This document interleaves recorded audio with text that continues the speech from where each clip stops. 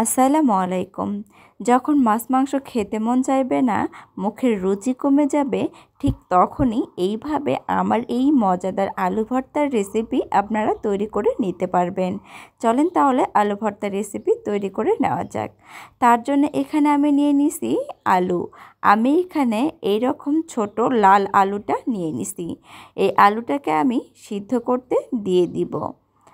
এখন আমি পানি দিয়ে আলুটাকে সিদ্ধ করে নিয়ে নিব। ঢাকনা দিয়ে ঢেকে সিদ্ধ হওয়া পর্যন্ত আমি অপেক্ষা করব। ঢাকনাটা খুলে নিব। এখন আমি দেখব যে আলুটা সিদ্ধ হয়েছে কিনা। আলুটা আমার ঠিক ভালোভাবে সিদ্ধ হয়ে গেছে।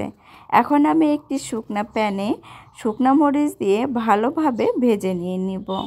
শুকনো মরিচগুলো যখন কালচে কালার হয়ে আসবে তখনই প্যান থেকে নামিয়ে নিতে হবে। এইদিকে আমার আলুটা ভালোভাবে ঠান্ডা হয়ে গেছে। আলুটাকে অবশ্যই ঠান্ডা করে নিতে হবে, তা না হলে আলুটার কিন্তু ভর্তা করলে একদমই টেস্ট লাগবে না। আলুটাকে আমি ভালো করে ছিলে নিয়ে নিচ্ছি। আলুগুলো আমি সবগুলো এইভাবে ছিলে নিয়ে নিছি। এই পর্যায়ে আলুটাকে অবশ্যই ঠান্ডা করে নিতে হবে। এখন আমি এখানে একটি বাটনাতে শুকনো মরিচ দিয়ে দিলাম। দিয়ে দিব লবণ। লবণটা দিয়ে আমি শুকনো মরিচগুলোকে ভালো করে মিহি করে ভর্তা করে নিয়ে নিব।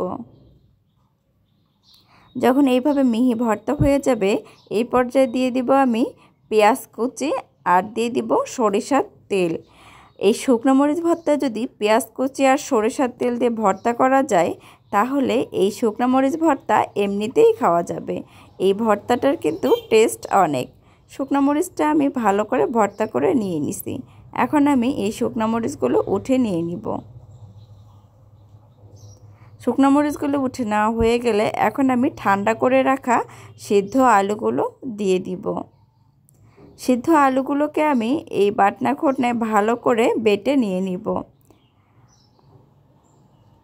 আপনারা দেখলেই বুঝতে পারছেন আমি কিভাবে বেটে নিয়ে নিচ্ছি। আলুটাকে ঠিক মিহি করে বেটে নিয়ে নিতে হবে। আলুর মধ্যে জানি কোনো দানাদার অংশ না থাকে, সেই দিকে খেয়াল রাখতে হবে। এখন আমি আলুতে দিয়ে দিব মরিচ ভর্তা আর দিয়ে দিব স্বাদ মতো লবণ।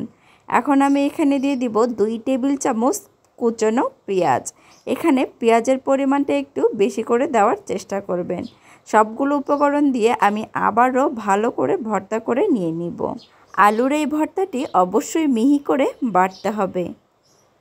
আমি বাটনা ঘোটনায় এই আলু ভর্তাটা করে নিয়েছি। আপনারা চাইলে হাত দিয়েও করে নিতে পারবেন, কিন্তু হাতে করলে এরকম মিহি হতে চাইবে না। আলু ভর্তাটা আমার তৈরি হয়ে গেছে, কোনো দানাদার অংশ নাই, এই রকম মিহি হয়ে গেছে। এখন আমি এই আলু ভর্তাগুলো এক সাইড করে নিয়ে নিচ্ছি। এখন আমি এখানে দিয়ে দিব 2 টেবিল চামচ সরিষার তেল। সরিষার তেলটা দিয়ে আমি আলু ভর্তাটাকে ভালো করে মেখে নিয়ে নিব। এই পর্যায়ে সরিষার তেলটা আলু ভর্তার সাথে ভালো করে মিশিয়ে নিতে হবে, যাতে করে সরিষার তেলটা আলু ভর্তার মধ্যে ভালো করে মিক্সড হয়ে যায়। সরিষার তেল দিয়ে এভাবে মেখে নিলেই তৈরি হয়ে যাবে আলু ভর্তার রেসিপি। আমার এই আলু ভর্তার রেসিপি যদি আপনাদের ভালো লাগে অবশ্যই কমেন্ট করে জানাবেন। আর একবার হলে আমার এই রেসিপি ফলো করে আলু ভর্তা তৈরি করে খেয়ে দেখবেন। আজ এই পর্যন্ত, সবাই ভালো থাকবেন। আল্লাহ হাফেজ।